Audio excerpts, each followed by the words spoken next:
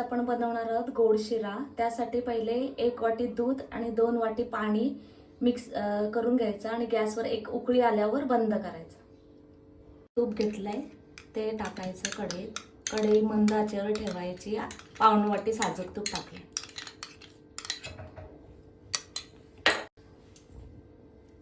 ते थोडंसं गरम होऊन द्यायचं। गरम झालं का 1 वाटी रवा त्याच्यात टाकायचा।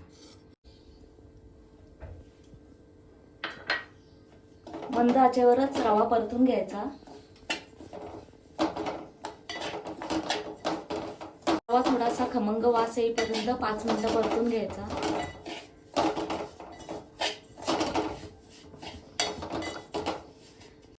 बारीक रवा घ्यायचा गोडाचा शिरा बनवताना।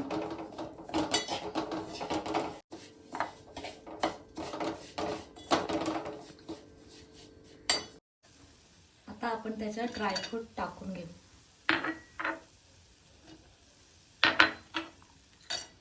आता ड्रायफ्रूट परतून घेऊ।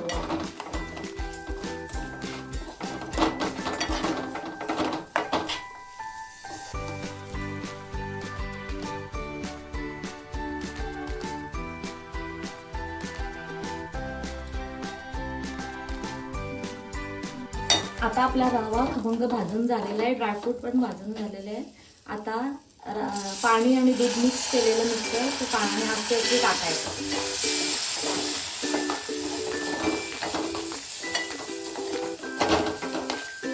आपला गोडाचा शिरा सुट्टा झाला पाहिजे।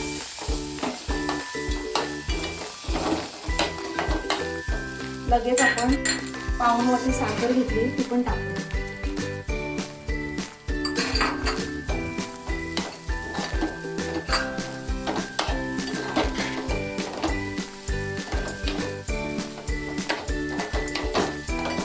झाकण ठेवून द्यायचा म्हणजे रवा फुलतो।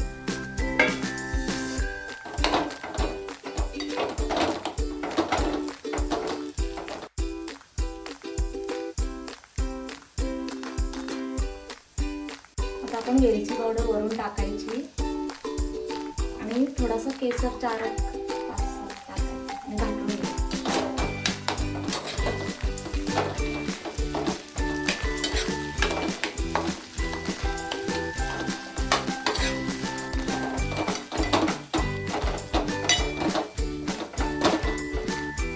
रव्याचा शिरा बनवून झालेला आहे। हा आपण आता देवाला नैवेद्यासाठी पण ठेवू शकतो। आता आपला रव्याचा शिरा बनवून झालेला आहे। या सर्वांनी खायला।